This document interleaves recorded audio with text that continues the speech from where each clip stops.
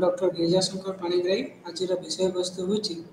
Somatic symptoms and eating disorder आम mood disorder and psychotic disorder विषय गतकाली discuss कर सारी आज विषय वस्तु मुख्य विषय वस्तु हूँ कि आम इटिंग डिजॉर्डर कहले कौन बुझू एवं सोमाटिक सिम्पटम्स कहले कौन बुझू से आज विषय वस्तु प्रथम आम आमर विषय वस्तु रोचे कि सोमाटिक सिम्पटम्स डिजॉर्डर कहले कौन बुझा जाए।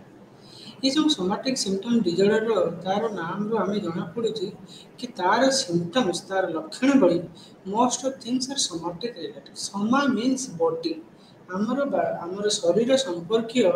शरीर संबंधित कौन प्रकार जो लक्षण निज भितर देखा जाए ताहले आम सोमाटिक सिम्पटम डिजॉर्डर हिसाब से आम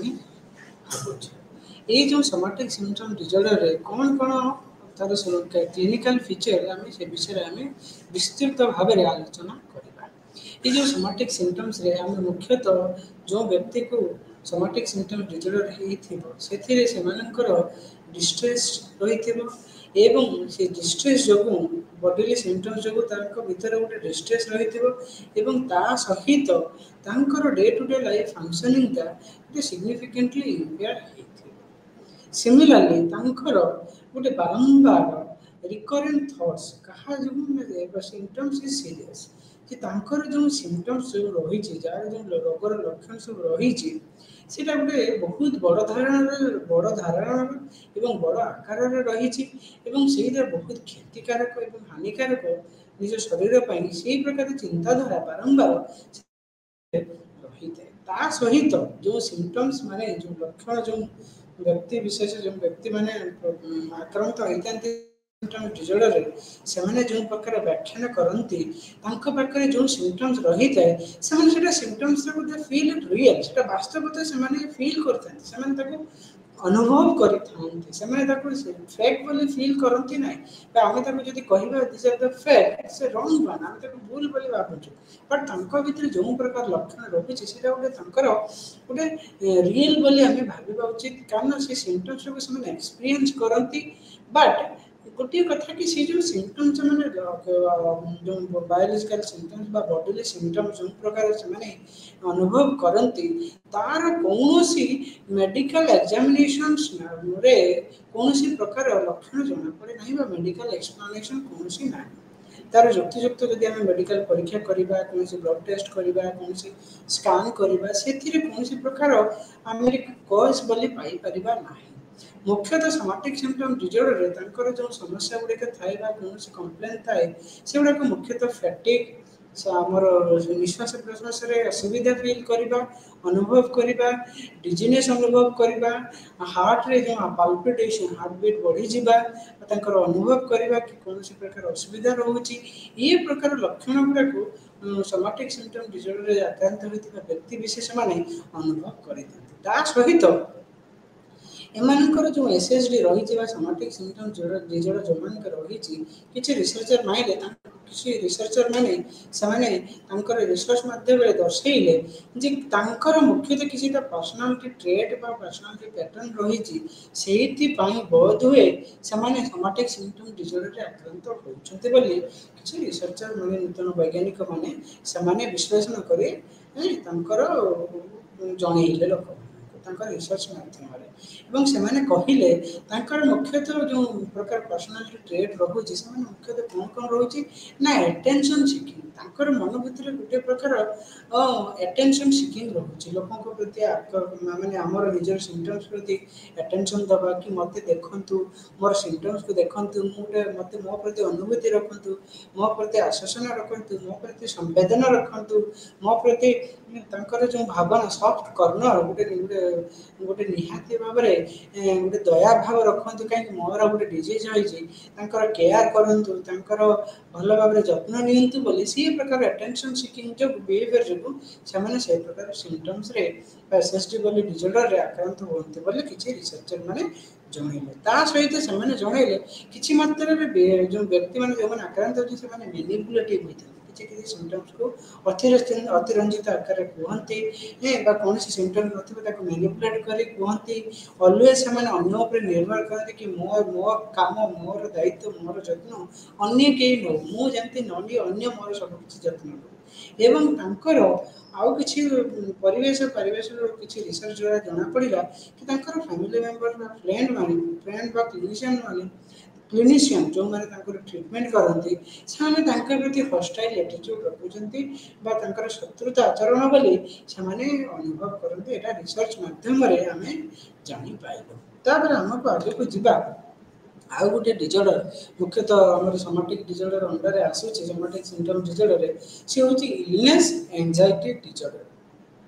DSM-5 रे आमे ताको इलनेस एंजाइटी डिजर्डर बोली कहूछु किंतु DSM-4 रे आमे ताको फॉर्मली जेतला आमे आगरो हाइपोकंड्रियासिस माने कौन तार अर्थ कौन आम बुझीचु से कौन ना जो प्रकार व्यक्ति विशेष मानू हाइपोकंड्रियासिस होता है से सोमाटिक सिम्पटम्स रही था किंतु जदि भी अल्प मात्रा रही था नॉर्मली न था बट माइल्ड इंटेंसिटी लेवल था रही थे एवं से जो सोमाटिक सिम्पटम्स मुख्यतः कौन फिजिकल रीजन पे न साइकोलॉजिकल रीजन पे से जो प्रकार सिम्पटम्स जो प्रकार लक्षण गुड़ाक रोगर लक्षण सब दर्शाई था से कौन फिजियोलॉजिकल रीजन कौन बायोलॉजिकल रीजन न था मुख्यतः रोगर लक्षण तार कारण सबकि साइकोलॉजिकली रही था एवं से व्यक्ति विशेष माने मुख्यतः बहुत प्रकार प्री ऑक्युपाइड चिंता मुक्त होता बहुत प्रकार टेंशन रुहति लाइफ रे बहुत प्रकार स्ट्रेस रे रुहति जहाद्वारा सिम्पटम्स गुड़ाक जो बायोलॉजिकल साइकोलॉजिकल प्रॉब्लम टाको फिजियोलॉजिकल रे डिस्प्ले हो जाए एवं फिजियोलॉजिकल सिम्पटम्स रे परिणत हो जाए एवं तार कौन यथायुक्त आमर मेडिकल फाइंडिंग्स किसी जानी पारे नहीं तार कंक्लूजन थ्रो रे तार टेस्टिंग थ्रो रे किसी कारण जानी पारे नहीं से डिजीज गुड़ाक भावती बहुत बड़ धरण डिजीज मत सबकि बॉडीली रिलेटेड होता है जनरली बॉडी चेंजेस किसी सेंसेशन रोचे देहरे किसी सिंजिनपन रोचे गोड़े प्रॉब्लम रोचे अंटा प्रॉब्लम रोचे बिंधा चुटिका होचे नेक प्रॉब्लम रोचे छाती पेन होचे एब्डोमेन पेन रोचे ये प्रकार विभिन्न प्रकार बायोलॉजिकल सिम्पटम्स से कहते किंतु आम मेडिकली कौन प्रकार फाइंडिंग से मुख्यतः भावती कि मत जो प्रकार डिजीज हो जो प्रकार रोग हो बहुत बड़ आकार बहुत सीरीयस रही अति विपद विपद जनित एवं यह मो जीवन प्रति बहुत विपददायक बोली से बारंबार अनुभव करते सहित भितर गोटे बारंबार टेस्ट करिबार मेडिकल टेस्ट करिबा बारंबार डॉक्टर विजिट करिबा टेस्ट विभिन्न प्रकार blood test brain test CT scan सब प्रकार टेस्ट करिबार गोटे रिक्वेस्ट करते कौन डॉक्टर को जीवे बारंबार पचारे सर मत ये प्रकार रोगर लक्षण हो किसी टेस्ट लिखि दिंतु ब्लड टेस्ट बा सीटी स्कैन कर दिंतु बा एमआरआई स्कैन कर दिंतु बा कौन ब्रेन स्कैन कर दिंतु बा चेस्ट स्कैन कर दिंतु मोर ये प्रकार टेस्ट कर बारंबार से डॉक्टर बा अन्य क्लिनिशियन मानक इन्वेस्टिगेशन करने भल भाव इन्वेस्टिगेशन करने रिक्वेस्ट करते एवं गोटे डॉक्टर जदि से भाविले डॉक्टर गोटे कौन रिजल्ट बाहरी ना से पुणी आउ गोटे डॉक्टर पाखे अन्य डॉक्टर को पचारे अच्छा सार मोर ये डॉक्टर रोगर लक्षण हो आप टेस्ट करूँ बारंबार डिफरेंट लैबोरेटरी टेस्ट करेंगे डेस्पाइट जदि लैबोरेटरी रिजल्ट किसी नेगेटिव आसला भी निजक निजर से लैबोरेटरी टेस्ट संतुष्ट अनुभव करें बारंबार अन्य टेस्ट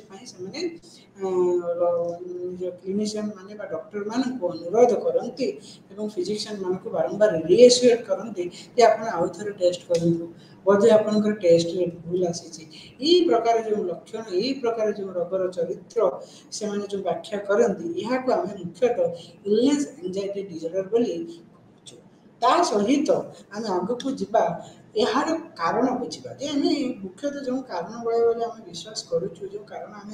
देखु कहीं इलनेस एंजाइटी डिसऑर्डर रोचे सोमाटिक सिम्पटम्स डिसऑर्डर जो प्रकार रोचे तार कारण कौन मुख्यतः आम देखु साइकोलॉजिकल कारण गुड़ाक आम देखु जो लोक चिंताधारा जो प्रकार मानसिक चिंता से आसी हॉस्पिटल परिसर मध्य कहते जे रोगी मैंने मुख्यतः कहते जो लक्षण गुड़ी मुख्यतः चिंताधारा मुख्यतः डिसफंक्शनल होता है माने चिंताधारा नेगेटिव होता है नकारात्मक भावना रही है कौन सकारात्मक भावना भितर न था प्रत्येक रोगर लक्षण को गोटे नेगेटिव आकार देखा चिंताधारा को गोटे नकारात्मक भावना दृष्टि देखा जो भावना विश्वास प्रोब्लेम प्रति सी सब नकारात्मक होता है एवं सदाबले प्रत्येक सिचुएशन को नकारात्मक भाव से अनुभव करते एक्सपीरियंस करते एवं जो प्रकार सिम्पटम्स रोचे मुख्यतः ताकू से अतिरंजित हिसाब से मिस इंटरप्रिटेशन माने भूल भाव विश्लेषण करती तार व्याख्या करती एवं ता सहित गोटे अन्य प्रति अटेंशनल बायस रोचे जे मोर जो रोगर लक्षण केमी हिसाब से मुझे ध्यान देवी से जो ध्यानटा तार रोगर लक्षण प्रति गोटे भ्रांत धारणा परिपूर्ण होता है ता सहित सब प्रकार सिम्पटम्स जो रोचे कि मोर ये बारंबार टेस्ट कली मोर लक्षण मोर किसी बाहर ना तार अर्थ से डॉक्टर हो बा से जो फिजिशियन हो बा से जो क्लिनिशियन हो सी बहुत हुए भल भाव में मोर परीक्षा करना भल भाव में मोर रोगर चिकित्सा करें से जो चिंताधारा से रखती से जो विश्वास भर बढ़ी थाए से गोटे विभिन्न प्रकार नकारात्मक विश्वास बोली से आम पाइचु रिसर्च माध्यम से भाव में परसेप्शन जो प्रकार सिचुएशन को भाविबा सिचुएशन को परिलक्षित करवा सिचुएशन को बुझा से जो सिचुएशन तार बायोलॉजिकल सिम्पटम्स तार बॉडी सिम्पटम्स जो रोचे रोगर रोगीर सी सब को सेमाने कि भ्रांत भाव में परिलक्षित करती फिजियोलॉजिकल चेंजेस कौन ना फिजियोलॉजिकल चेंजेस यदि किसी भी है कौन प्रकार ब्लड जदि कौन प्रकार ब्लड प्रेशर हाई होगा हाई पाल्पिटेशन है से चेंजेस को अतिरंजित भाव में लक्ष्य करते एवं ताकू बड़ आकार अनुभव करते आउ कौन कहले ना कि बिहेवियरल रेस्पॉन्स कहीं बिहेवियरल रेस्पॉन्स ना लोक मैंने जो प्रकार बिहेवियर देखाते से बिहेवियर गुड को माल एडाप्टिव होता है सोसाइटी सहित से एडाप्ट करपारती ना may be because of certain situation किसी परिस्थिति जो से बिहेवियर माल एडाप्टिव होता है किसी बॉडी सिम्पटम्स रही अतिरंजित हिसाब से व्याख्या कर लोकंर अटेंशन को कैप्चर करती ध्यान आकर्षित करती से भावती जे मो प्रति कई ध्यान दो मोर सिम्पटम्स मोर लक्षण बड़ी प्रति केयर नियंतु द्वारा से से प्रकार चिंताधारा रही है लोक मध्य यही सब विभिन्न कारण रही सहित किसी बायोलॉजिकल कारण रही किसी चेंजेस देखा जाए बायोलॉजिकल हार्मोनल डिस्टर्बेंसेस किसी ब्रेन केमिस्ट्री भी डिस्टर्बेंसेस किसी जेनेटिक फैक्टर रिसर्च माध्यम आम पाई एबे आमे आगो को जीवा आउ गोटे डिजॉर्डर विषय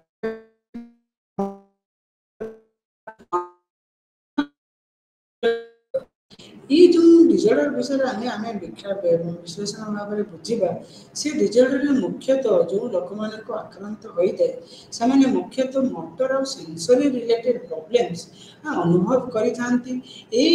से जो लक्षण गुड़ा से भावती कौन न्यूरोलॉजित माने कौन नर्व संजित आमर जो न्यूरोलॉजिकल सिम्पटम्स और मेडिकल सिम्पटम्स रिलेटेड बोली से भावती एवं सब प्रकार सिम्पटम सब प्रकार लक्षण बोली से व्याख्या करते मुख्यतः मोटर सेंसरी रिलेटेड होता है स्नायु जनित शरीर जनित मोटर मान शरीर जनित होता है बोली से व्याख्या करते सेंसरी सिम्पटम्स कौन कौन भीतर देखा जाए गोटे हूँ एनास्थेसिया एनास्थेसिया माने कौन भीतर गोटे लॉस ऑफ सेंसिटिविटी फील कर कौन प्रकार सेंसिटिविटी आम जमी छुईले आम भावुँ कई जन छुईले मशा कामुड़े छुईले से कौन से प्रकार सेंसिटिविटी फील हुए कौन से प्रकार टच सेंसेशन कौन सेंसेशन फील हुए नहीं से कौन छुईले एनास्थेसिया बोली कहते रोगर लक्षण बोली आम कहूँ ता सहित हाइपोथेसिया बोली से मैंने एक्सपीरियंस करते हाइपोथेसिया कहले कौन बुझे ना पार्शियल लॉस ऑफ सेंसिटिविटी किछि मात्रा रे तांकर सेंसिटिविटीटा से मैंने लॉस करथांती बा से मैंने अनुभव करि पारंती नहीं बोली रोगी माने विश्लेषण भाव रे व्याख्या करिथांती आउ कोन से मैंने एक्सपीरियंस करथि ना हाइपोथेसिया मैंने वेरी सेंसिटिव से मैंने किछि small amount of vision can also they can sensitize the situation very much sensitive से मैंने अति रंजित अत्यंत भाव से प्रत्येक जिनस प्रति अत्यधिक मैंने सेंसिटिव होता एनाल्जेसिया कौन से आउ गोटे प्रकार लक्षण से फिल करते आम कहूँ एनाल्जेसिया माने कौन ना से लॉस ऑफ सेंसिटिविटी कौन से प्रकार पेन हो जंत्रणा हो कौन से लेग जंत्रणा हो गोड़ जंत्रणा नर जंत्रणा अंटा जंत्रणा मुंड बिंधा नेक जंत्रणा छाती जंत्रणा कौन से प्रकार जंत्रणा रही से जंत्रणा को फिल कर एक्सपीरियंस कर कहते आम एनाल्जेसिया से भाई भाव में आउ गोटे लक्षण से फिल करते कहूँ पाराथेसिया अर्थ तार माने हूँ एक्सेसनाल सेंसेशन मैंने अतिरंजित गोटे अलग प्रकार गोटे यूनिक धरण सेंसेस करते जमीक कि टिंगलिंग सेंसेशन माने मुंडर जमीक कि गोटे टाणी हो कौन टिंग टिंग टिंग टिंग भाई सेंसेशन हो शरीर भितर ज्वालांतक भाई लक्षण फिल हो हीट सेंसेशन हो कौन जली जाऊे मुंड गरम हो जाऊे शरीर भितर केमती जलापोड़ा हो छाती जलापोड़ा हो पिठी में जलापोड़ा हो प्रकार गोटे हीट सेंसेशन टिंगलिंग सेंसेशन आम कहूँ से प्रकार लक्षण रोगी मैंने मुख्यतः अनुभव करते आम रिसर्च मध्यम से भाव में DSM-5 आइसोलेटेड 11 आइसोलेटेड 10 जी जो क्लासिफिकेटरी सिस्टम आम रही सी कहूँ ये प्रकार सिम्पटम्स कन्वर्जन डिजर्डर लोक मैंने मुख्यतः एक्सपीरियंस कर सहित फॉर एग्जांपल आम देखिए paralysis blindness difficulty in speaking aphonia किसी लोक जो मैंने कन्वर्जन डिजर्डर होती से मैंने देखिए ये अचानक किसी न अचानक पैरालिसिस कहे मो ये गोड़ काम करना मोर ये हाथ काम करना मोर डाण हाथ काम करना मोर डाण सैड्रे जो आम बडी से टोटाली काम करना से पैरालिसिस हो जाए उठी पारे ना जमी अकाम हो रही जाए फिल हम जमी मत कि देखा जाऊना कि शुणा जाऊना कहीपरेनि नॉर्मली से सब किसी कहीपे हठात कौन है ना किसी कहीपरे ये प्रकार जो डिफिकल्टी एफोनिया फिलिंग कही न पार एक्सपीरियंस मैंने बेले बेले एक्सपीरियंस कर देखु किसी क्षेत्र में सीडो सीजर बोली रिसर्चर मैंने कही सीडो सीजर मैंने किसी सीजर रिलेटेड जो सिम्पटम्स देखिए सीजर रे कौन हुए ना ट्रेम्बलिंग सेंसेशन सहित जीव कामुड़ी पकि ओठरू पार्टी किसी फेण बाहरी पारे कौन ना से प्रकार सिम्पटम्स से प्रकार लक्षण बड़ी रु से कौन फिजिकल ऑर्गेनिक पैथोलॉजी न से प्रकार बढ़ीजे छोट छोट हे बारंबार थरवे सेकिंग बिहेवियर सब प्रकार रु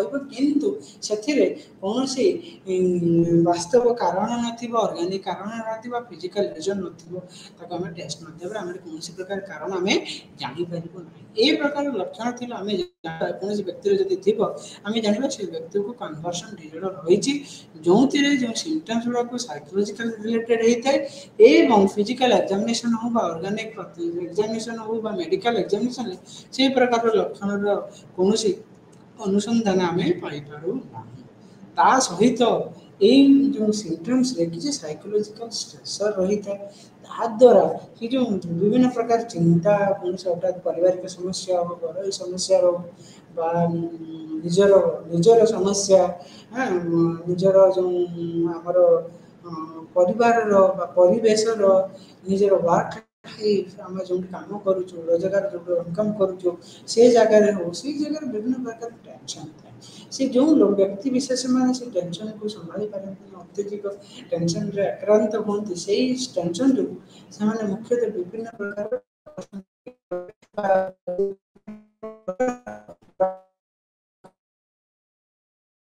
आक्रांत हुंती बोली डिफरेंट रिसर्चर माने विभिन्न प्रकार रिसर्चर माने से रिसर्च माध्यम दर्शे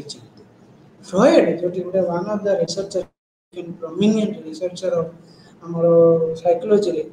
ଯିଏକି ଆମର ସାଇକୋଆନାଲିଟିକ୍ ଆମର ସାଇକୋଆନାଲିଟିକ୍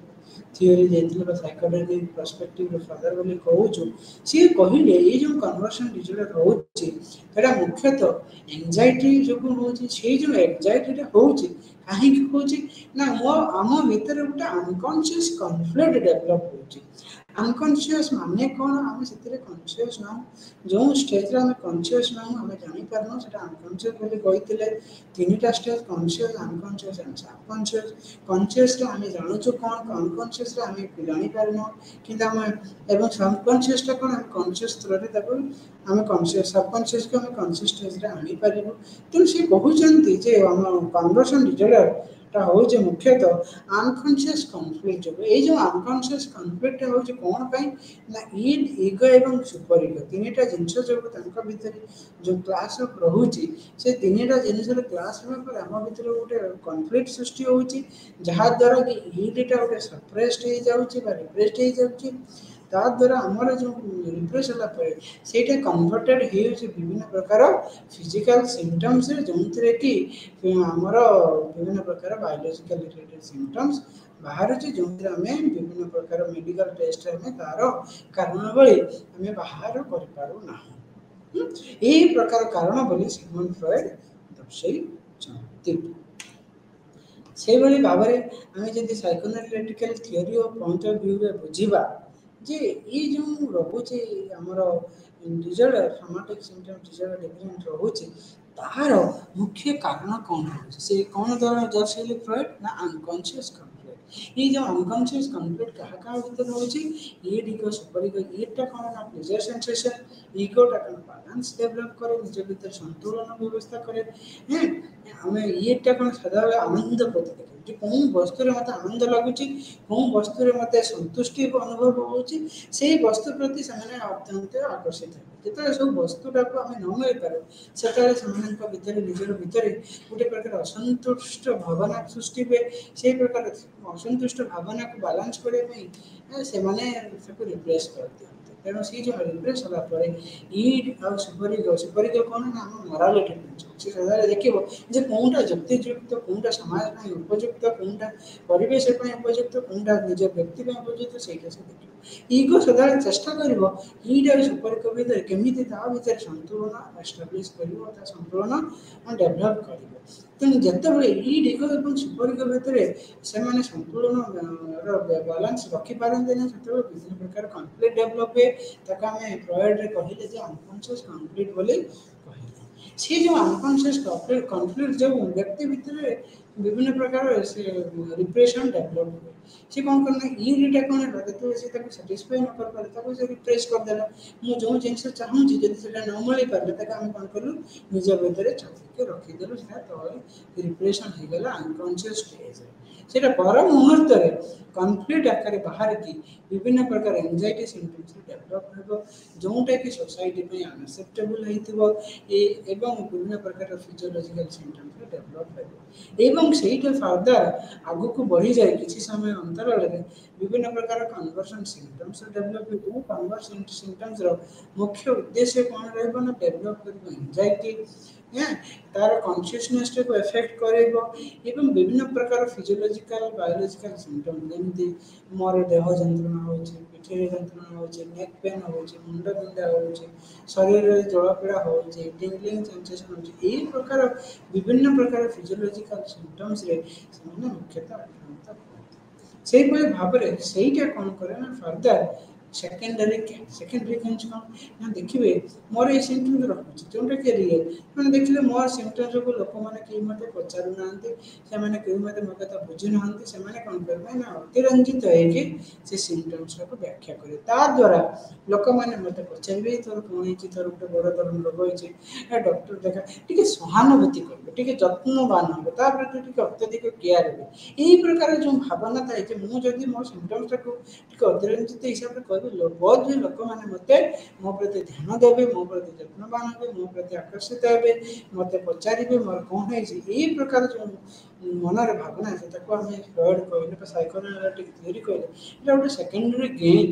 ଗୋଟେ ରହୁଛି ତାଙ୍କ ଭିତରେ, ଯାହାଦ୍ୱାରା କି ତାଙ୍କର ଇଚ୍ଛା ହୁଏ ମୋ ପ୍ରତି ଧ୍ୟାନ ଦିଅନ୍ତୁ, ମୋ ପ୍ରତି ଯତ୍ନବାନ ହୁଅନ୍ତୁ, ସେମାନେ ମୋତେ ଆଭଏଡ଼ କରନ୍ତୁ ନାହିଁ। ଆଉ ସେମାନେ ବିଭିନ୍ନ ପ୍ରକାର ଡିଫିକଲ୍ଟ ଟାସ୍କ ବା ସିଚୁଏସନ୍ ଯଦି ତାଙ୍କୁ ଦିଆଯାଏ, ସେମାନେ ନ କରନ୍ତୁ ବୋଲି ଅନ୍ୟ ଲୋକମାନେ କୁହନ୍ତି, ବା ସେମାନେ ନ କରିଲେ ସେମାନଙ୍କୁ କେହି କିଛି ନ କୁହନ୍ତୁ ବୋଲି ସେହି ପ୍ରକାର ଭାବନା ସେମାନେ ରଖନ୍ତି। କିଛି କୌଣସି ଟାସ୍କ ନା ମୋର ତ ଦେହ ଖରାପ ଅଛି ମୁଁ କରିପାରିବି ନାହିଁ, ମୋର ଯଦି ଦେହ ଯନ୍ତ୍ରଣା ହେଉଛି, ମୋର ବିଭିନ୍ନ ପ୍ରକାର ସମସ୍ୟା ରହୁଛି, ତେଣୁ ଲୋକ ଭାବି ହଁ ସେ ଲୋକର ତ ବହୁତ ପ୍ରକାର ପ୍ରୋବ୍ଲେମ୍ ଦେଖାଯାଉଛି, ତାକୁ ଆମେ କୌଣସି ପ୍ରକାର ଆମେ ଟାସ୍କ ଦେବୁନି, କୌଣସି ବାରକ୍ଲାସରେ ଟେନସନ୍ ଦେବୁ ନାହିଁ, ବା କୌଣସି ପ୍ରକାର ଦୈନନ୍ଦିନ ଜୀବନରେ ଆମେ ଯେଉଁ ଘଟଣା ପଡ଼ିଲେ ତାକୁ ଅଂଶଗ୍ରହଣ କରିପାରିବୁ। ସେହି ପ୍ରକାର ଯେଉଁ ଆଶାବାଦୀ ଥାଏ ତାକୁ ଆମେ ସେକେଣ୍ଡାରୀ ଗେନ୍ ବୋଲି ସାଇକୋଆନାଲିଟିକ୍ ଥିଓରି ତାକୁ ଦର୍ଶାଇଲେ। ଏହି ପ୍ରକାର ଚିନ୍ତାଧାରା ରହିଲେ ଲୋକମାନଙ୍କ ଭିତରେ ବିଭିନ୍ନ ପ୍ରକାର ସିମ୍ପଟମ୍ ଡେଭଲପ୍ ହୁଏ। ଏଇଟା ଗୋଟେ ସାଇକୋ ଥିଓରି ପର୍ସପେକ୍ଟିଭ ହିସାବରେ ସେମାନେ ବିଭିନ୍ନ ପ୍ରକାର ଥିଓରିଷ୍ଟ ପ୍ରୋଭାଇଡ୍ ପିପଲ୍ ସେମାନେ ଡିଫାଇନ୍ କରନ୍ତି। ଏବେ ଆମେ ଆଗକୁ ଯିବା କି ଏଇ ଯେଉଁ ରୋଗର ଲକ୍ଷଣ ଗୁଡ଼ାକ ରହୁଛି ତାକୁ ଆମେ କେମିତି ନିରାକରଣ କରିପାରିବା। ସେ ନିରାକରଣର ପଦ୍ଧତି ଦୁଇ ପ୍ରକାର ରହିଛି, ଗୋଟେ ଫାର୍ମାକୋଲୋଜିକାଲ ଆଉ ଗୋଟେ ରହିଛି ନନ୍ ଫାର୍ମାକୋଲୋଜିକାଲ। ଆମେ ମୁଖ୍ୟତଃ ଫାର୍ମାକୋଲୋଜିକାଲରେ ଆମେ ଡ୍ରଗ୍ ଟ୍ରିଟମେଣ୍ଟ ଦେଉଛୁ। ଏବେ ଆମେ ଡିସ୍କସନ୍ କରିବା ଯେ ନନ୍ ଫାର୍ମାକୋଲୋଜିକାଲ, ଯେଉଁଥିରେ ଆମେ ମେଡ଼ିସିନ ନ ଦେଇକି କେମିତି ଆମେ ଠିକ୍ କରିପାରିବା। ଦୁଇ ପ୍ରକାର ମୁଖ୍ୟତଃ ସମୟରେ ଗୋଟେ ସାଇକୋଥେରାପିଟିକ୍ ଟ୍ରିଟମେଣ୍ଟ ରହିଛି, ଯେଉଁଥିରେ ଆମେ ମୁଖ୍ୟତଃ କଗ୍ନିଟିଭ୍ ବିହେଭିଅରାଲ ଥେରାପି ଉପରେ ମୁଖ୍ୟ ଆମର ରହିଛି। କଗ୍ନିଟିଭ୍ ବିହେଭିଅରାଲ ଥେରାପିର ମୁଖ୍ୟ ଉଦ୍ଦେଶ୍ୟ ହେଉଛି ଯେଉଁ ବ୍ୟକ୍ତିକୁ ବିଭିନ୍ନ ପ୍ରକାର ସୋମାଟିକ୍ ବା ଇଲନେସ୍ ଏନ୍ଜାଇଟି ଡିସଅର୍ଡର ରହୁଛି, ତାକୁ କେମିତି ତାର ଯେଉଁ ସେ ରୋଗର ଲକ୍ଷଣ ଯେଉଁ ଇଲନେସ୍ ଏନ୍ଜାଇଟି ଡିସଅର୍ଡର ହେଉ ବା ସୋମାଟିକ୍ ସିମ୍ପଟମ୍ ଡିସଅର୍ଡର ହେଉ, ସେଇ ଯେଉଁ ଡିସଅର୍ଡରରେ ସେଇ ଯେଉଁ ତାର ଚିନ୍ତାଧାରାର କେମିତି ଆମେ ପରିବର୍ତ୍ତନ କରିବା, ତାର ନକାରାତ୍ମକ ଚିନ୍ତାଧାରାକୁ ସକାରାତ୍ମକରେ ପରିବର୍ତ୍ତନ କରିବା, ସେ ଯେଉଁ ପ୍ରକାର ଭ୍ରାନ୍ତ ଧାରଣା ସେ ପରିପ୍ରକାଶ କରୁଛି ଅନ୍ୟମାନଙ୍କ ସାମ୍ନାରେ, ତାକୁ ଆମେ କେମିତି ଦୂର କରିବା, ତାକୁ ତାର ଟେକ୍ନିକ୍ ରହିଛି। ଗୋଟେ ହେଉଛି କଗ୍ନିଟିଭ୍ ରିଷ୍ଟ୍ରକ୍ଚରିଂ, ସକ୍ରେଟିଭ୍ କ୍ୱେଶ୍ଚନ୍, ରୋଲ୍ ଇମେଜରୀ, ବିଭିନ୍ନ ପ୍ରକାର ଟେକ୍ନିକ୍ ରହିଛି, ଡିଷ୍ଟ୍ରାକ୍ସନ୍ ଟେକ୍ନିକ୍ ରହିଛି। ଏ ପ୍ରକାର ଆମର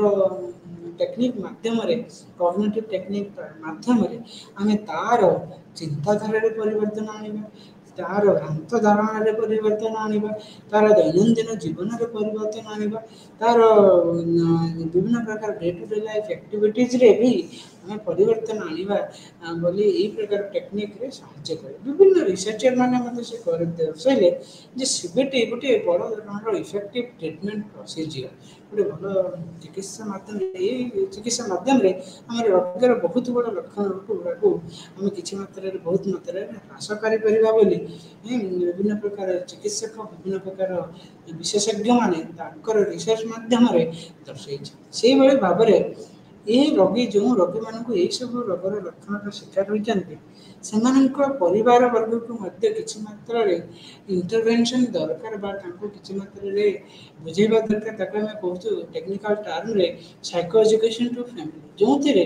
ପରିବାର ବର୍ଗମାନଙ୍କୁ ଆମେ ବିଭିନ୍ନ ପ୍ରକାର ରୋଗର ଲକ୍ଷଣ, ରୋଗୀର ଲକ୍ଷଣ, ରୋଗୀର କାରଣ, ତାର ଚିକିତ୍ସା ପଦ୍ଧତି, ତାର କେମିତି ପ୍ରୋଗ୍ନୋସିସ୍, ଆଗକୁ ସେ ଫ୍ୟୁଚରରେ କେଉଁ ଆକାରରେ ହେବ,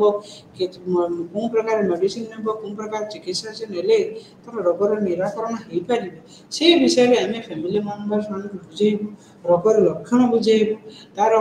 ପ୍ରୋଗ୍ନୋସିସ୍ ବିଷୟରେ ବୁଝେଇବୁ, ତାର ଅନସେଟ୍ ବିଷୟରେ ବୁଝେଇବୁ, କେମିତି ଡେଭଲପ୍ ହୁଏ, କାହିଁକି ଡେଭଲପ୍ ହୁଏ, ପର ମୁହୂର୍ତ୍ତରେ କେଉଁ ସିଚୁଏସନରେ ସେ ରୋଗଟା ପୁଣି ଥରେ ଆଉ ଥରେ ବୋଧହୁଏ ରୋଗୀ ପାଖରେ ଡେଭଲପ୍ ହେଇପାରିବ, ସେ ବିଷୟରେ ଆମେ ବିଶେଷ ଭାବରେ ଆମେ ରୋଗୀର ଫ୍ୟାମିଲି ମେମ୍ବର୍ସ ଏବଂ ରୋଗୀମାନଙ୍କୁ ବିଶେଷ ଭାବରେ ତାଙ୍କୁ ବୁଝେଇବୁ, ତା ବିଷୟରେ ବିଶେଷ ସ୍ୱତନ୍ତ୍ର ଟିପ୍ପଣୀ ଆମେ ଦେବୁ। ଏହି ପ୍ରକାର ମାଧ୍ୟମ କରି ଲୋକର ଯେଉଁ ସାଇକୋ ଏଜୁକେସନ୍ ଦେବା ମାଧ୍ୟମରେ ରୋଗୀର ଫ୍ୟାମିଲି ମେମ୍ବର୍ସ, ତାଙ୍କର ରିଲେଟିଭ୍ସ, ତାଙ୍କର ଯେଉଁ ସହପାଠିନୀ ବା ତାଙ୍କର ଯେଉଁ କମ୍ୟୁନିଟି ମେମ୍ବର୍ସ ମାନେ, ସେମାନଙ୍କ ଭିତରେ ଗୋଟେ ସଚେତନ ଡେଭଲପ୍ ହେବ, ସେମାନେ ଏୱାର ହେବେ ଲକ୍ଷଣ ମାଧ୍ୟମରେ, ତା ସହିତ ରୋଗୀ ମଧ୍ୟ ନିଜକୁ ନିଜେ ସଚେତନ ହେବ। ତେଣୁ ଏହି ପ୍ରକାର ଫାର୍ମାକୋଲୋଜିକାଲ ଏବଂ ନନ୍ ଫାର୍ମାକୋଲୋଜିକାଲ ଟ୍ରିଟମେଣ୍ଟ ମାଧ୍ୟମରେ ରୋଗର ନିରାକରଣ ହେଇପାରିବ।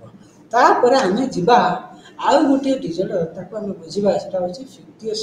ଫିକ୍ଟିୟସ୍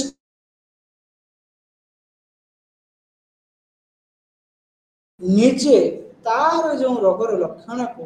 गोटे फल्सिफिकेसन हिसाब से नब ताको भूल भाव में दर्शेब without any medical and physiological symptoms किसी भी कौन युक्तियुक्त आमर कारण न मानसिक कारण न कौन मेडिकल कारण न थाई से लोक मान सामने जनइब जे मत गोटे बड़ धरण रोग हो मोर चिकित्सा निहाती आवश्यक मत प्लीज देखु मोर बहुत समस्या अच्छे कौन से कम करें ना मत रक्षा कर ये प्रकार भावना थाए सी कौन करे तार जो कॉन्फिडेंस थाए तार फिजिकल कॉन्फिडेंस थाए तार शारीरिक संबंधी जो प्रकार लक्षण गुड़ाक थाए से फैब्रिकेट करदेवे मैनिपुलेट करेंगे एवं सदाबले कहमि स्टमक एक मो भर पेट भर बहुत जंत्रणा होती मत बहुत प्रकार छाती में जंत्रणा होती जो थे कि आम कौन मेडिकल टेस्ट कौन साइकोलॉजिकल टेस्ट कले तार मेडिकल टेस्ट कले सॉरी मेडिकल टेस्ट कले फिजिकल टेस्ट कले आम कौन प्रकार तार कारण पाइपर मुख्यतः से लक्षण बड़े गुड़ाक साइकोलॉजिकल रिलेटेड होता है से जानी शुणी से लक्षण टाक डेभलप करते कहीं ना फॉर एग्जांपल मत कल गोटे एग्जाम अच्छी छोट पिलाटे कौन कर जानी शुणी मोर काली असाइनमेंट देवार अच्छे सी जानी शुणी कि बाबा आगे घर मेम्बर मत ज्वर होती जापारि मत काश हो पेट बता हो जानी शुणी सी कौन कर सिम्पटम्स टाक अन्य आगे भूल भाव में परिप्रकाश कर द्वारा कि सी जो कम दि जाए से कम सी छुट्टी पाइपर से कम न कर बाहाना से दर्शे पार ये प्रकार लक्षण देखिले आम से रोग को कहे आम फैक्टियस डिजीज किसी किसी लोक विशेष मात्रा देखिए समाज में अच्छा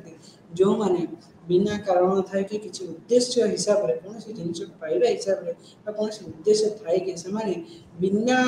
कारण फिजिकल फाइंडिंग्स मेडिकल फाइंडिंग्स रोगी रोग को डेभलप कर रोगर लक्षण दर्शाई अन्य सामने किसी उद्देश्य रखिए से भाव में आउ गोटे सिंड्रोम कहे मुंचोसन सिंड्रोम से समहाउ आम कहूँ किसी मात्रा संपर्कित अच्छी फिक्टियस डिजॉर्डर सहित किसी मात्रा रिलेटेड रही जो थे कि रोगी से कहे जो सिम्पटम फिजिकल मेंटल सिम्पटम रोचे सी अतिरंजित हिसाब से कहे एवं से कौन कर कि बैक्टेरिया नहीं नब कि इंजेक्ट कर for himself to having develop disorder से किसी मात्रा जानी शुणी से रोग को डेभलप करे जहाद्वारा कि लोक मैंने ध्यान देवे तार उद्देश्य जो प्रकार रही फुलफिल ये प्रकार लक्षण देखिए आम फिक्टियस डिजॉर्डर म्यूटेशन सिंड्रोम बोली आम कहे मुख्यतः ये प्रकार रोगर लक्षण किसी किसी लोक मात्रा समाज में आम देखुचु लोक मान देखुचु जदि लोक भितर लक्षण देखा जाए तुरंत आम उपदेश देवा उचित सरकारी सरकारी संस्थान सरकारी स्वास्थ्य केन्द्र से लक्षण गुड़ाक को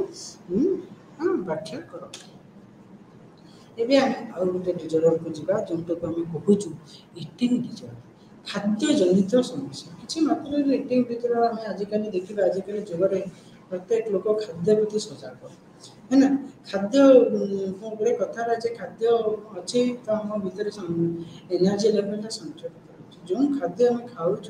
ता सहित जदि आम सेटा को इटिंग खाद्य जनित जो व्यवहार खाद्य जनित जो समस्या जब नेगेटिव रही जाए ता द्वारा आमर किसी मात्रा व्यवहारिक मानसिक क्षेत्र में समस्या देखा जाए इटिंग डिजॉर्डर कहले जे आमर एबनॉर्मल इटिंग जो प्रकार खाद्य जनित व्यवहार आम भर रोचे सेटा जदि एबनॉर्मल होता है ताहले सेटा आमर मानसिक सामाजिक एवं व्यवहारिक जनित समस्या डेभलप कराए जो प्रकार एबनॉर्मल इटिंग जो नेगेटिवली आमर फिजिकल और मानसिक व्यवहारिक व्यक्तिगत मानसिक समस्या उपर हानि पकई था आम कहूँ इटिंग डिजॉर्डर ये इटिंग डिजॉर्डर जो मैंने होता है से मुख्यतः खाद्य निज ओजन निजर साइज निजर एपियरेंस अत्यधिक भाव में कनसर्न होता अत्यधिक भाव में सचेतन होती केमी मु गोटे भल फिगर मेंटेन करी अत्यधिक फिगर मेंटेन करी जीरो साइज फिगर मेंटेन करी जो मत फैट मोर खाद्य जनित समस्या नहीं से प्री अकुपाइड बारंबार से चिंतार केमी निज फिगर को मेंटेन करेंगे जीरो साइज करेंगे यह द्वारा कौन हुए जो व्यवहार जो मानसिक चिंताधारा से माल एडेप्टिव हो जाए हैं कौन है मान है ମାନେ ବାସ୍ତବ ଜୀବନ ସହିତ ରୁହନ୍ତି ନାହିଁ ସେମାନେ ଯେଉଁ ପ୍ରକାର ଚିନ୍ତାଧାରା ତାଙ୍କର ଯେଉଁ ପ୍ରକାର ବିଶ୍ୱାସ ତାଙ୍କ ମନ ଭିତରେ ଡେଭଲପ୍ କରିଥାନ୍ତି ସେଇଟା ମୁଖ୍ୟତଃ ବାସ୍ତବ ହେଇଥାଏ ଯୁକ୍ତିଯୁକ୍ତ ହୋଇନଥାଏ ଏବଂ ସେଇଥିପାଇଁ ଇରେସନାଲ୍ ଇଲୋଜିକାଲ୍ ହେଇଥାଏ হ্যাঁ এবং ସେମାନେ ଅତ୍ୟଧିକ କରନ୍ତି ଟୁ ମଚ୍ ଅଫ୍ ୱେଟ୍ କି ମୋର ୱେଟ୍ ନ ହୋଇଥାଉ ଅତ୍ୟଧିକ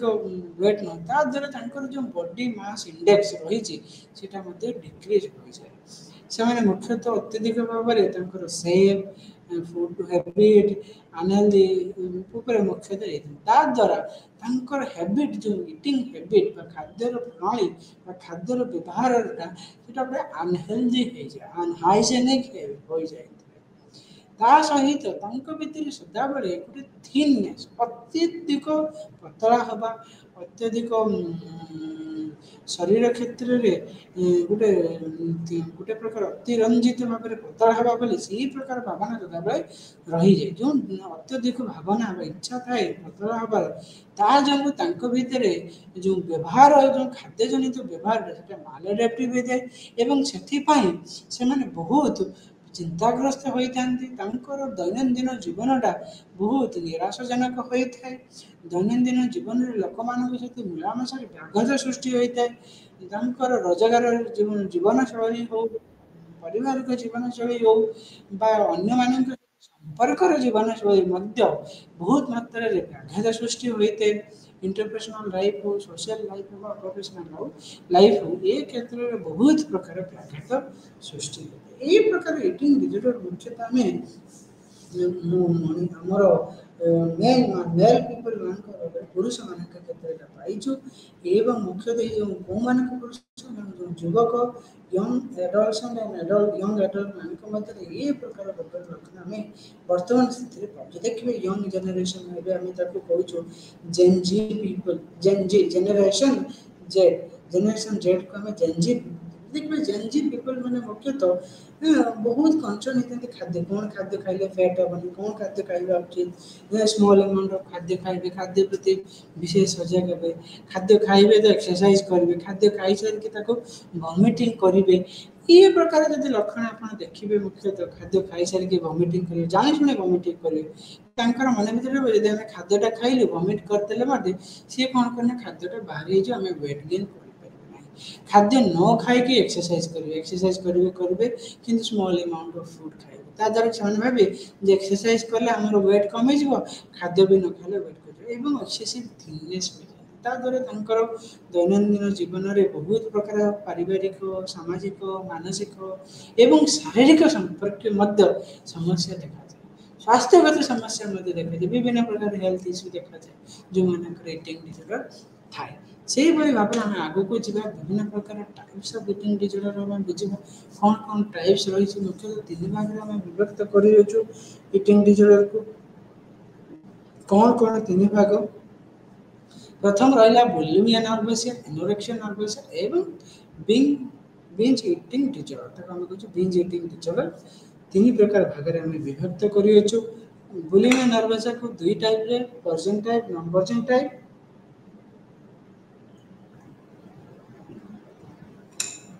आउ एनोरेक्सिया नर्वस को दुई प्रकार विभक्त कर गोटे रेस्ट्रिक्टिव टाइप आउट बिंज इटिंग एंड पॉइजन आम ए विषय पुंखानुपुंख भाव में आलोचना करिया प्रथम आम जा बुलिमिया नर्वसा कहले आम कौन बुझुचु बुलिमिया नर्वस विभिन्न प्रकार एपिसोड आसे ये कौन कौन एपिसोड ना बिंज इटिंग एपिसोड अत्यधिक खाद्य खाइबे बुलिमिया नर्वस कौन कर जो व्यक्ति को होता है से बहुत मात्रा खाद्य अत्यधिक बिंज इटिंग कौन कह आज सकाल ब्रेकफास्ट खाई अधघंटे छाड़ी आउ कौन खाइला बिस्कुट खाइलानी बानाना 10-15टा खाइला कदली 10-15टा केतले ब्रेड खाइले 5-10टा एमती बहुत मात्रा खाई सारा पर मन भर गोटे चिंता से मुझे तो बहुत खाईदेली हे तो मो शरीर भितर बहुत वजन बढ़ी से कौन करे ना जानी शुणी निजे चेष्टा कर खाद्य गुड़ा को वॉमिट कर बांति थ्रोरे बाहर कर बांती करदे बांती करी कौन बांती करने कौन ना हाथ पूरे आंगुली पूरे बांती कर जदि ता द्वारा बांती न हेले से कौन कर ना किसी मेडिसिन नब बा अन्य किसी उपाय माध्यम से चेष्टा करमी से जो खाद्यटा कहते बाहर कर द्वारा से कौन ता मन भर भावे भूल धारणा से जो खाद्यटा बाहर कर दिए तार खाद्य जो बाहर करदेला तार ओजनटा जो खाद्य एनर्जीटा भीतर को जीव ना एवं से अत्यधिक ओजन हम ना तार shape size body shape size ठीक भाव में एसे विभिन्न प्रकार एपिसोड हुए बींज इटिंग एपिसोड हुए पर्जिंग एपिसोड हुए नॉन पर्जिंग एपिसोड भी हुए बींज रे अत्यधिक खाइबो पर्जिंग रे कौन कहबो आइदर से जानी सुनी कि सेल्फ इंड्यूस करबो गोटे से निजे द्वारा चेष्टा करबो आ गोटे कौन ना विभिन्न प्रकार नॉन पर्जिंग रे कौन ना किसी जते न होला किसी माध्यम रे वॉमिटिंग न होला से जानी सुनी किसी मेडिसिन नबो बा लैक्सेटिव नहीं कि मेडिसिन प्रिस्क्राइब थ्रो रे वॉमिटिंग करबो एटा हेले तक हमें नॉन पर्जिंग कैटेगरी टाइप रे कहूछु एथिरे मुख्यतः रोगी ता निज भीतर निजर कंट्रोल न थाए तार इवाल्युएशन निज प्रति जो तार धारणा बहुत भूल धारणा थाए निजर बॉडी शेप प्रति निजर बायोलॉजिकल फंक्शन प्रति बहुत प्रकार नकारात्मक चिंताधारा थाए नकारात्मक भावना थाए ता द्वारा विभिन्न प्रकार जो बिहेवियर जो रोचे तार सिम्पटम्स रोचे ता द्वारा से बहुत प्रकार शारीरिक क्षेत्र में बहुत अशांति फील करे बहुत जंत्रणा फील करे ताको एब्नॉर्मल माने पेट जनित समस्या देखा जीवो है ना आउ कौन देखा जो निजे को से गिल्टी फील करो कि मैं खाई सारा पर काहे के वोमिट कर मो जीवनटा वितृष्णा भाव आसीगलानी डिप्रेस बेले बेले डिप्रेस हो दुश्चिंता रहिबो मन भीतर अशांति रहिबो निजे को निजे घृणा भाव करिबो जे मु एमती काहे के हो ई प्रकार रहिबो बुलिमा ता सहित ए लक्षण मुख्यतः नारी मान क्षेत्र में अधिक मात्रा देखा जाए इन कंपेरिजन टू कहा तुलन में पुरुष मान तुलन में नारी मान क्षेत्र में ये रोगर लक्षणटा अधिक मात्रा 4% आम 4 भाग देखुचु मुख्यतः आम मेल पुरुष मान के 2 भाग देखुचु एवं बुलिमिया नर्वसटा फीमेल मानक नारी मानक 9 टाइम्स मोर आम 9 भाग 10 9 भाग आम देखु हाँ 9 टाइम्स मोर कंपेयर टू पुरुष मान तुलन में नारी मान क्षेत्र में अधिक 9 भाग बुलिमिया नर्वस आम पाइच बोली रिसर्च माध्यम विभिन्न विशेषज्ञ माने विभिन्न रिसर्चर माने विभिन्न एकाडेमिक्स माने से रिसर्च माध्यम दर्शाई मुख्यतः आम कहवाई गले रोगर लक्षण हूँ अत्यधिक खाइबे खाई सारा जाशुणी से खाइबाटा बाहर करेंगे द्वारा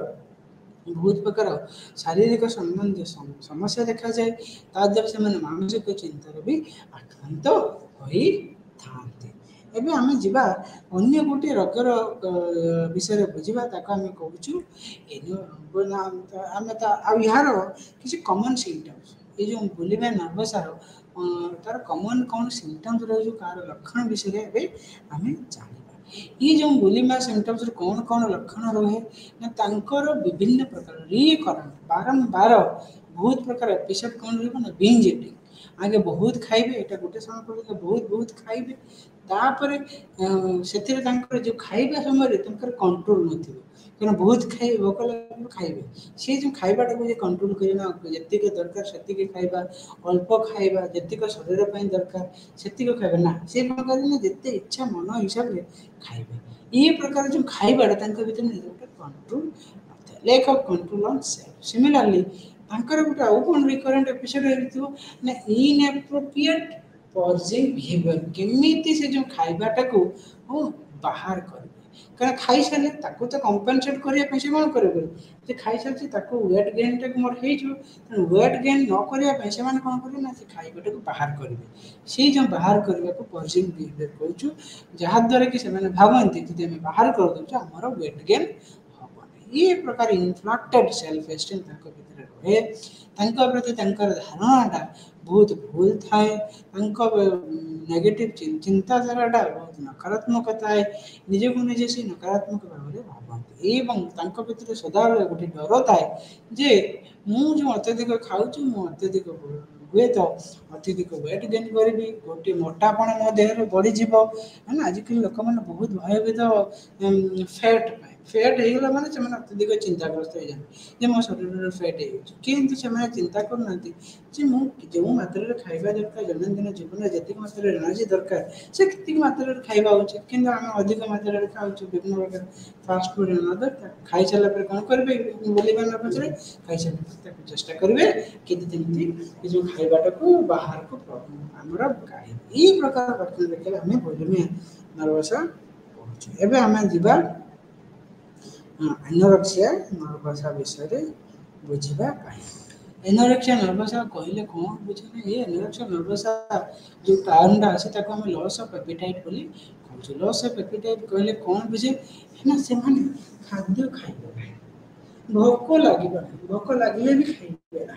एवं भोक लगे सहित खाइबे नहीं तार तो अत्यधिक एक्सरसाइज करेंगे कौन भाई ना मोर जतिक भी बॉडी वेट अच्छी से अधिक हो जाए एवं से जो बॉडी वेट टाक सेप कमाइया खाइबे नहीं खाद्य तो अत्यधिक एक्सरसाइज करेंगे दौड़े रनिंग करेंगे अत्यधिक एक्सरसाइज एवं refusal to maintain minimum normal body से कहे ये जो नॉर्मल बॉडी एटा लागुच एटा मो पाई नॉर्मल भी एटा अत्यधिक वेट ताठू आहुरी कम ताद्वारा तांकर जो बॉडी मास इंडेक्स बहुत कम जाए बीएमआई इंडेक्स जोटा कहउछ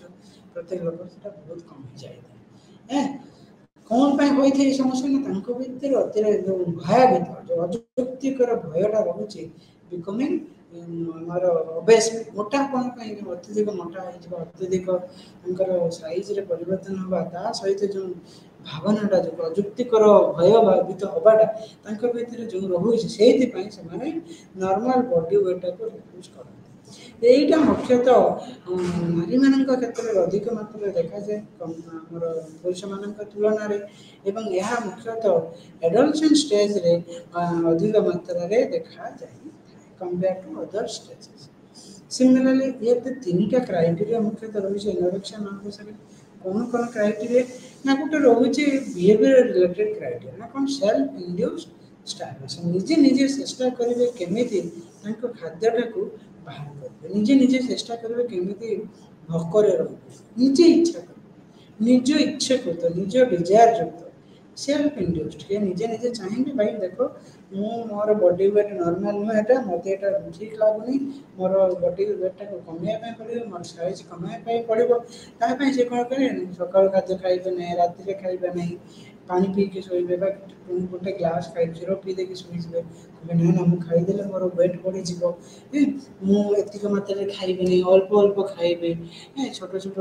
अल्प मात्रा रे खाइबे दिन को थरे खाइबे बा सप्ताह को 2-3 थर खाइबे आउ 3-4 दिन उपवास रहिबे ये प्रकार जो भावना ये प्रकार जो व्यवहार से माने देखेबे से व्यवहारटा को हमें तम कहू सेल्फ इंड्यूस्ड ता सहित आउ कौन रखिबो ना तांको मन भितर गोटे इच्छा प्रकाश करिवे कि हमें केमिति अत्यधिक पतला हबा कहीं पतला कहीं मोटापन प्रति गोटे विशेष प्रकार भयभीत भावना रही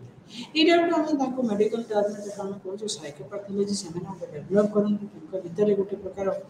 मानसिक दुश्चिंता चिंताधारा डेभलप करते अजुक्तिकर नकारात्मक चिंताधारा डेभलप करते जहाद्वारा मन भितर गोटे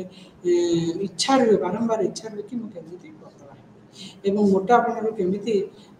दूरे ये जो डरटा मोटापन से रही है ताद्वारा से कौन करते ना भोक उपासरे रही खाद्य खाइबे एवं ताद्वारा कौन हुए ना विभिन्न प्रकार फिजियोलॉजिकल सिम्पटम आउ गोटे क्राइटेरिया रहा कि ये जो दीटा बिहेवियर ऊपर रहा ସେଇଟା कौन कर ना विभिन्न प्रकार शारीरिक संबंधी बा स्वास्थ्य संबंधी समस्या से मैंने डेभलप कर कहीं स्टार्वेशन रही भूखर रही विभिन्न प्रकार ग्लैंड सर्कुलेशन हुए आम शरीर विभिन्न प्रकार ग्लैंड रही से धीरे धीरे सिक्रेशन करी बंद हो डिस्फंक्शन हो किसी किसी ग्लैंड से सिक्रेट करेंगे ना हाइपोथैलेमस जो आम रही ventral area lateral hypothalamus ventral hypothalamus जो खाद्य एसेंशियल एक्टिवेट हो जाए से एक्टिवेट हेबे ना तेणु से दुटा एरिया एक्टिवेट हो द्वारा लोकर विभिन्न प्रकार फिजिकल सिम्पटम्स मेडिकल सिम्पटम्स देखा जाए द्वारा से विभिन्न प्रकार फिजियोलॉजिकल सिम्पटोमेटोलॉजी रे ए प्रकार लक्षण गुड़िक आम जो देखुचु कौन से व्यक्ति विशेष पाखे आम कहूँ सी गोटे एनोरेक्सिया नर्वस विभिन्न प्रकार तार टाइप्स रही प्रकार रही two types of anorexia nervous exist one is called restricting out is binge और पर्सिंग टाइप रेस्ट्रिक्टिव टाइप रे कौन ना loss of weight by dieting fasting excessive exercise से मैंने अति चेष्टा कर बारंबार चेष्टा करेंगे कि केमिति मु एक्सरसाइज थ्रो रे मोर जो वजन मोर जो बॉडी शेपटा को कमेबी जोटा कि मत लगे बहुत ही अत्यधिक मोटा हो जोटा कि अन्य लोक आगे देखा से ठीक अच्छे नॉर्मल बॉडी वेट अच्छी किसी असुविधा ना जी रहा दरकार किंतु लगे यहाँ हूँ मो अत्यधिक फैट हो जाए डाइट करेंगे फास्टिंग करेंगे अत्यधिक एक्सरसाइज करेंगे कहीं करेंगे ना भितर भूल धारणा रही जाए जो मोर बॉडी शेप प्रति शारीरिक साइज हो शरीर ओजन प्रति गोटे भूल धारणा जब से अत्यधिक डाइट करेंगे खाद्य खाइबे नहीं बारंबार विभिन्न दिन उपवास व्रत करेंगे एवं उपवास करने सहित अत्यधिक शारीरिक एक्सरसाइज सहित आउ गोटे कैटेगोरी रही बीन्स पर्च कैटेगोरी जो खाद्यटा को कंट्रोल करेंगे restrict the amount of type of जो प्रकार खाद्य खाऊँ जो प्रकार खाद्यर शैली निर्भर कर रेस्ट्रिक्ट ए प्रकार लक्षण रहिले आम कहूँ कौन ना बीच पर्च कैटेगोरी एबे आम जीवा नेक्स्ट कैटेगोरी को सॉरी सिम्पटम्स आम कौन कौन सिम्पटम्स रही मुख्यतः से जो एनोरेक्सिया नर्वस सिम्पटम्स कौन कौन ना एक्सट्रीमली रेस्ट्रिक्टेड ईटिंग अत्यधिक भाव में खाद्य खाइबा ना अत्यधिक पतला होगापी जो एमिकेशंस होगापी से इच्छाटा दृढ़ थाए से बारंबार चेष्टा करेंगे केमिति नॉर्मल हेल्दी वेट जोटा रही रुहे जो body shape is essential rather than healthy है ना body shape figure is essential good figure is essential rather than healthy figure है ना से हेल्दी फिगर पे एत जत्नवान हुए फिगर बॉडी शेप पे अत्यधिक मैंने जत्नवान भितर अत्यधिक भाव इच्छा प्रकाश थाए कि केमी से पतला भाव खाद्य न खाई एक्सरसाइज कमिटिंग करके प्रकार चिंताधारा से एवं मन भर अत्यधिक अतिरंजित भाव में गोटे डर थाए कि काले हुए तो मुझे खाद्य खाइले हुए तो वेट हो जाए से अत्यधिक खाद्य खाइबे ना पतला रहा चेष्टा करेंगे बारंबार एक्सरसाइज करेंगे बॉडी इमेज प्रति जो धारणाटा बहुत नकारात्मक थाए बहुत भ्रांत धारणा थाए निज प्रति जो विश्वासटा सी नकारात्मक थाए बॉडी शेप वेट पाई से बहुत प्रकार चिंताग्रस्त होती धारणा विश्वास भी बहुत व्याघात घटी थाए एवं सदाबले से भावती जो बॉडी शेप लो रही बॉडी वेट लो रही से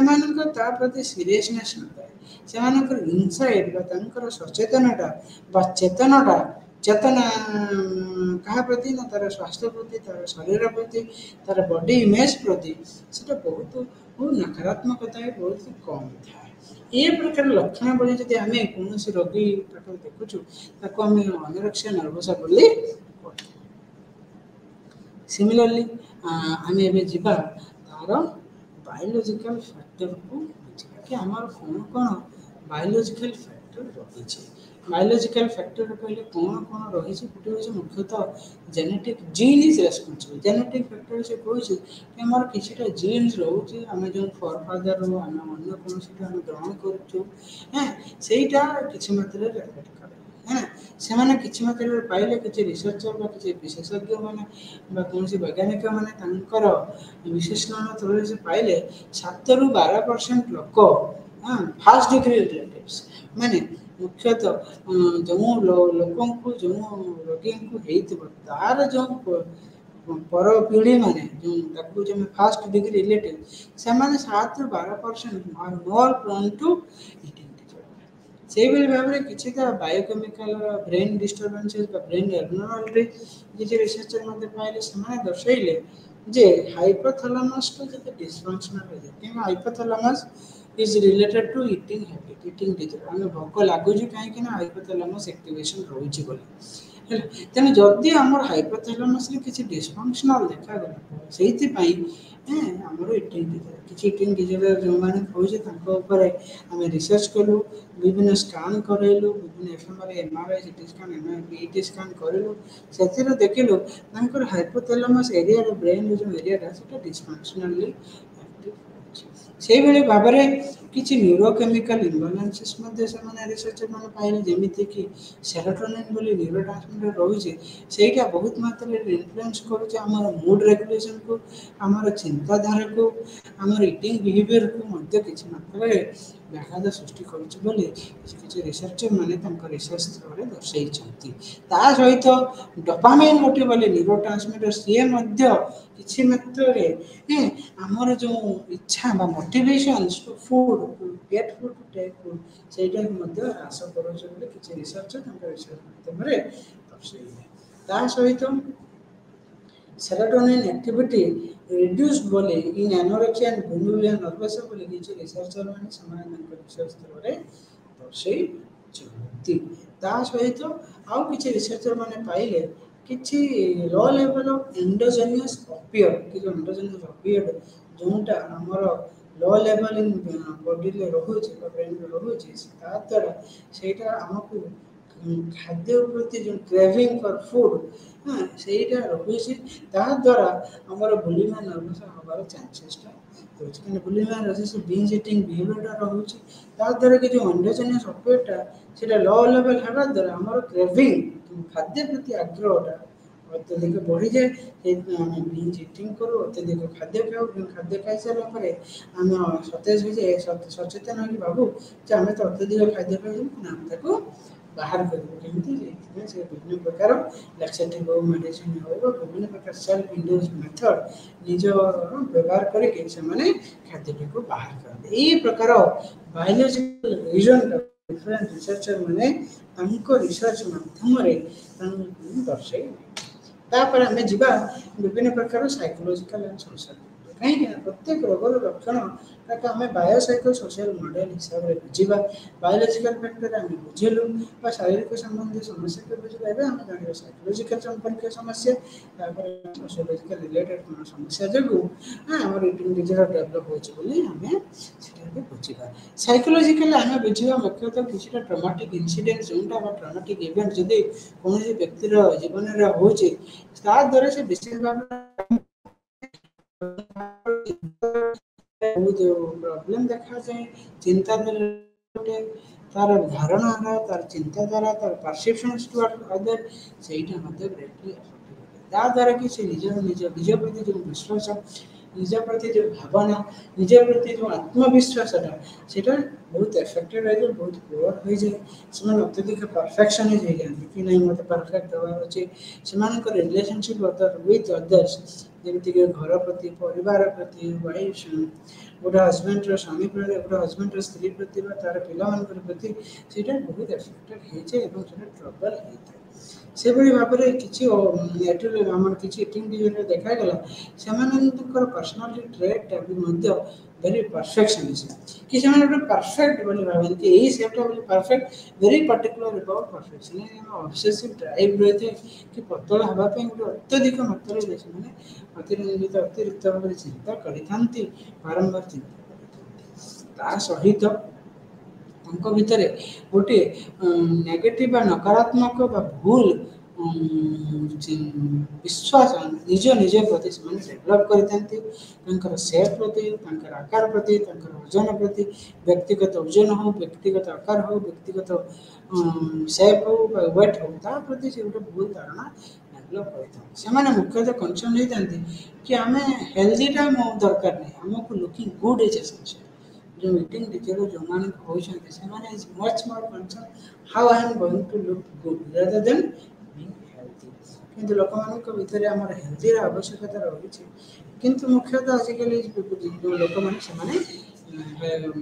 लुकिंग गुड प्रति मृत्यु हो किसी चेंजेस रिलेशनशिप हो डिवोर्स हो फैमिली रे हो परिवार रे हो कौन वर्क लाइफ रे चेंजेस हेले सेटा ईटिंग डिसऑर्डर डेवलप करे से बेले भाव आम ट्रिटमेंट को जीवा आम ट्रिटमेंट विभिन्न प्रकार रही गोटे drug treatment anti depressant through कर cognitive behaviour therapy family therapy हो इंडिविजुअल ग्रुप साइकोथेरेपी हो इवन मेडिकल केयर व मॉनिटरिंग थ्रू रे भी आम चिकित्सा करिपरिबा न्यूट्रिशनल काउंसलिंग रो आवश्यकता रही ईटिंग डिसऑर्डर पई एवं मुख्यतः किसी रिसर्चर माने पाइले जदि आम ड्रग ट्रीटमेंट एवं कॉग्निटिव बिहेवियर थेरेपी हम दुईटा जाक एका सहित कौन व्यक्ति को दौज बोध हुए तार लक्षण बड़ी किसी मात्रा रे परिवर्तन आसीबो एवं तार सिम्पटम्सटा सबसाइड हो ये प्रकार ट्रीटमेंट थ्रू रे आम ईटिंग डिसऑर्डर रो चिकित्सा मध्य सरकारी संस्थान प्राइवेट संस्थान भी आम कर ये सब चिकित्सा जो पद्धति रही या द्वारा आम किसी मात्रा तार लक्षण गुड़ी को आम ठीक भाव करी विभिन्न रिसर्चर मैंने रिसर्च माध्यम दर्शाई ये कही आज विषय वस्तु को सांग कर बहुत बहुत धन्यवाद